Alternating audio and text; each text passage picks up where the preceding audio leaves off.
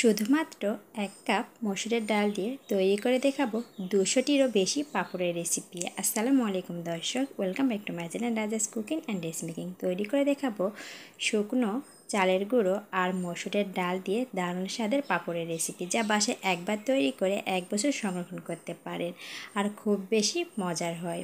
বাজার থেকে পাঁপড় না কিনে বাসায় যদি এভাবে তৈরি করেন তাহলে পারফেক্ট হয়। বাচ্চা থেকে শুরু করে বড়রা কিন্তু আজকের রেসিপিটি ভীষণ পছন্দ করবে, ঝটপট তৈরি করে নেওয়া যায়। তো চলুন দেখে নিই খুব সহজে কিভাবে বাসায় তৈরি মসুর ডাল দিয়ে পাঁপড় তৈরি করতে হয়। দেখে নেওয়া যাক আজকের সহজ এবং সিম্পল রেসিপি। তো বন্ধুরা চলুন দেখে নিই আজকে হোমমেড মসুর ডাল দিয়ে পাঁপড় কীভাবে বাসায় তৈরি করতে হয়। তো এর জন্য প্রথমে একটা বাটিতে নিয়ে নেব 1 কাপ মসুরের ডাল। এখন বেশ খানিকটা পানি দিয়ে খুব ভালোভাবে ডালটাকে ধুয়ে নিতে হবে।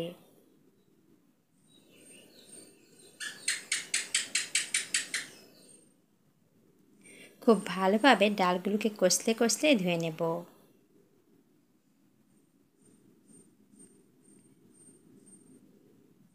খুব ভালোভাবে ধুয়ে নিয়েছি। এখন একটা কড়াইয়ের মধ্যে ডাল দিয়ে দেব।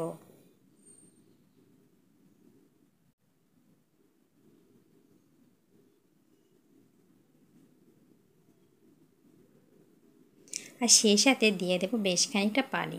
ডাল সিদ্ধ হতে যেমন পানির প্রয়োজন ঠিক সেই অনুযায়ী পানিটা আমি দিয়ে দিয়েছি।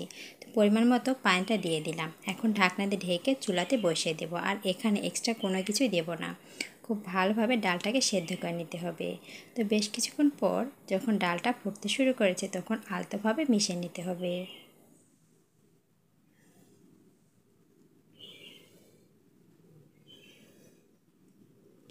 ডালটা কিন্তু খুব ভালোভাবে অনেকটাই সেদ্ধ হয়ে এসেছে, হাতে নেওয়ার সাথে কিন্তু মেশ হয়ে যাচ্ছে। এভাবে সমস্ত পানি শুকিয়ে নিতে হবে। আর সেই সাথে এখানে কিছু উপকরণ দিয়ে দিতে হবে। দিয়ে দেব স্বাদ মতো লবণ। দেওয়ার পর খুব ভালোভাবে ডালটাকে ঘেঁটে নিতে হবে।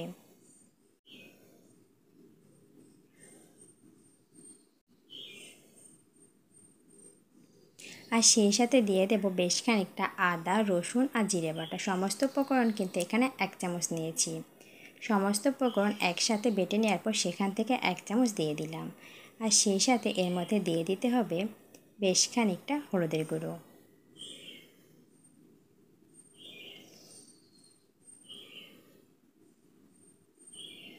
আরও কিছুটা হলুদের গুঁড়ো দিয়ে দেব। দিয়ে খুব ভালোভাবে মিশিয়ে নিতে হবে। আর সেই সাথে দিয়ে দেব এখানে বেশ খানিকটা মরিচের গুঁড়ো। ঝালের পরিমাণটা খুব বেশি দেব না, 1 চামচ মরিচের গুঁড়ো দিয়েছি। তো খুব ভালোভাবে সমস্ত উপকরণ মিশিয়ে নিতে হবে। আর এভাবে সমস্ত উপকরণ মিক্স করে নিতে হবে। আমি খুব ভালোভাবে মিক্স করে নেওয়ার জন্য ব্লেন্ডারে 1 মিনিট ব্লেন্ড করে নিয়েছি। তো 1 মিনিট ব্লেন্ডার করার পর আবার কড়াইতে দিয়ে দিয়েছি। আর সেই সাথে দিয়ে দেবো বেশ খানিকটা পানি। চাইলে এখানে কিন্তু পানির পরিমাণটা বেশি দিতে পারেন। যতগুলো বানাতে চান তার উপর নির্ভর করে কিন্তু পানিটা দিয়ে দেবেন। খুব বেশি পানি দিয়ে এই পাঁপড়টা তৈরি করা যায়। তো আমি এখানে বেশ খানিকটা পানি দিয়ে দিয়েছি। এখন ঢাকনা দিয়ে ঢেকে খুব ভালোভাবে পানিটার বলক চলে আসা পর্যন্ত রান্না করে নিতে হবে। তো বেশ কিছুক্ষণ পর ঢাকনাটা আমি উঠিয়ে নিয়েছি। আর এখন এখানে দিয়ে দেবো বেশ খানিকটা কালো জিরে। কালো জিরেটা দিলে কিন্তু পাঁপড়ের টেস্টটা ভালো হয়। তো এখন খুব ভালোভাবে সমস্ত উপকরণ মিশিয়ে নিতে হবে। খুব ভালোভাবে বলক চলে আসলে এখন এর মধ্যে দিয়ে দেব শুকনো চালের গুঁড়ি। দেওয়ার পর একটা ডো তৈরি করে নেব। সাধারণত রুটির ডো যেভাবে তৈরি করি ঠিক সেভাবে এই ডোটাও তৈরি করে নিতে হবে। আর এই পাঁপড়টা কিন্তু চাইলে 2 ভাবে খাওয়া যায়। কিভাবে খাবেন সেটাও কিন্তু সেই টিপসটা শেয়ার করব আজকের ভিডিওতে।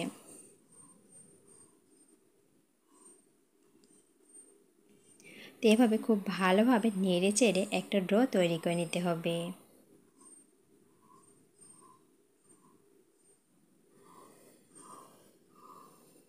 খুব ভালোভাবে ডোটাকে তৈরি করে নিয়েছি। চুলা থেকে নামানোর পর খুব ভালোভাবে হাতের সাহায্যে গরম থাকা অবস্থায় মাখিয়ে নিতে হবে। সাধারণত রুটির ডো যেভাবে বানায় ঠিক সেভাবে এই ডোটাকে মাখিয়ে নেওয়ার পর রুটি বানিয়ে নিতে হবে।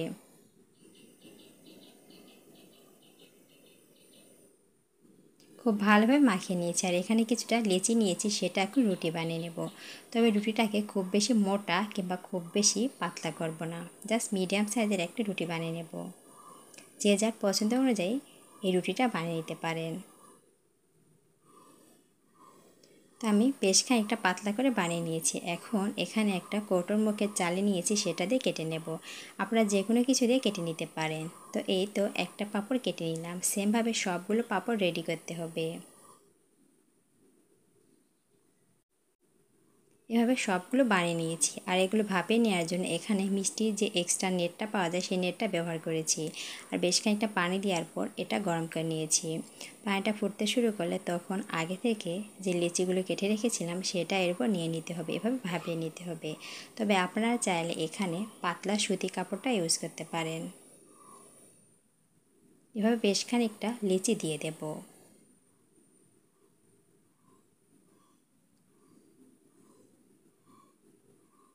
এখন ঢাকনা দিয়ে ঢেকে রেখে দেব 1 মিনিট। ফিরে আসছি 1 মিনিট পর।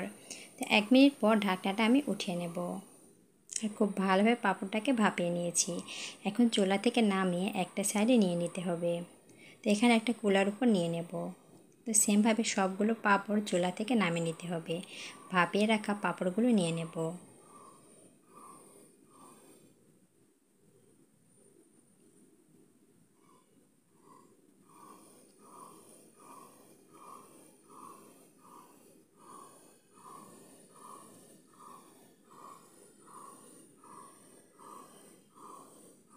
সেমভাবে সবগুলো ভাপিয়ে নিয়েছি। এখন এগুলো রোদে দিতে হবে। তো এদিকে আমার ছেলে রোদে দেওয়া শুরু করে দিয়েছে। তো পাঁপড়গুলোকে এভাবে রোদে একটার পর একটা মেলে দিতে হবে। আর এগুলো খুব ভালোভাবে 2 দিন রোদে শুকিয়ে নিতে হবে। তো এভাবে পাঁপড়গুলোকে আমি কিছুটা মেলে দিলাম। আর এভাবে 2 দিন শুকিয়ে নিয়েছি। যদি ভালো রোদ হয় তাহলে একদিনেই হয়ে যায়। তবে যেহেতু সংরক্ষণ করব তার কারণে 2 দিন আমি খুব ভালোভাবে রোদে শুকিয়ে নিয়েছি। চাইলে এ পর্যায়ে একটা এয়ারটাইট বক্সে করে রেখে 1 বছর সংরক্ষণ করতে পারেন। আর পাঁপড়গুলো কিন্তু দীর্ঘ সময় সংরক্ষণ করা যাবে, কোনো প্রকার নষ্ট হবে না। দেখে বুঝতে পারছেন কতগুলো পাঁপড় হয়েছে। আর এটা স্বাস্থ্যসম্মত। বাচ্চা থেকে শুরু করে বড়রা কিন্তু আজকের রেসিপিটি ভীষণ পছন্দ করবে। যারা বৃষ্টির দিনে এমন পাঁপড় খেতে পছন্দ করেন তারা চাইলে বৃষ্টির সিজনের আগে এভাবে তৈরি করে রেখে দিতে পারেন। খেতে কিন্তু দারুণ হয়। তো বন্ধুরা, আশা করছি আজকের এই সহজ এবং সিম্পল হোমমেড পাঁপড়ের রেসিপি আপনাদের কাছে ভালো লেগেছে। যদি ভালো লাগে লাইক কমেন্ট শেয়ার করবেন। আর সেই সাথে নতুন হয়ে থাকলে সাবস্ক্রাইব করে পাশেই থাকবেন। তো এগুলোকে আমি এখন ভেজে নেব। তো এর কারণে কড়াইতে বেশ খানিকটা তেল খুব ভালোভাবে গরম করে নিয়েছি। এখন একে একে পাঁপড়গুলোকে ভেজে নিতে হবে।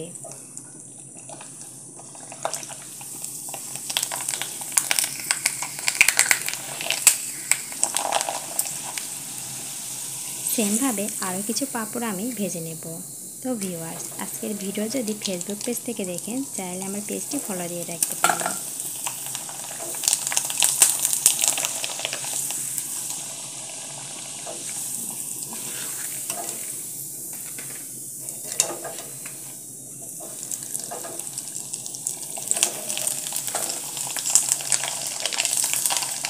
সেমভাবে বেশ অনেকটাই ভেজে নিয়েছি। এখন এগুলোকে একটা বাটিতে নিয়ে নেব। একটা বাটিতে সবগুলো নিয়ে নিতে হবে। আর সেই সাথে এখানে কিছুটা বিট লবণ দিয়ে পরিবেশন করে নেব। আর বিট লবণ বাসায় খুব সহজে কীভাবে স্বাস্থ্যসম্মতভাবে তৈরি করতে হয় তার ভিডিওটি কিন্তু আমার চ্যানেলে দেওয়া আছে, চাইলে দেখে নিতে পারেন। তো বাস রেডি হয়ে গেল আমার বাসায় তৈরি খুব সহজে অল্প উপকরণ দিয়ে কালারের পাঁপড়। বাসায় ঝটপট তৈরি করা যায়। আর একবার বানিয়ে 1 বছর সংরক্ষণ করুন। চাইলে এ পর্যায়ে কিন্তু আপনারা বিট লবণ দিয়ে খেতে পারেন, অথবা এটাকে এমনি খেতেও কিন্তু দারুণ লাগে। আর এটা যদি আপনারা পাঁপড় রোদে না শুকাতে চান, যেভাবে লিচি বানালাম সেই লিচিটা তেলে ভেজে খেতেও কিন্তু দারুণ লাগে। তো ভিউয়ার্স, আশা করছি সহজ এবং সিম্পল রেসিপি আপনাদের কাছে ভালো লেগেছে। ভালো লাগলে অবশ্যই কমেন্ট করতে ভুলবেন না আজকের রেসিপিটি কেমন লেগেছে। দেখা হচ্ছে নেক্সট এপিসোডে। সেই পর্যন্ত সকলে ভালো থাকবেন, সুস্থ থাকবেন। আর আপনাদের দোয়ার মাঝে মনে রাখবেন, একটা ভেঙে দেখে দিচ্ছি, দেখুন কতটা পারফেক্ট হয়েছে। আসসালামু আলাইকুম। আল্লাহ হাফিজ।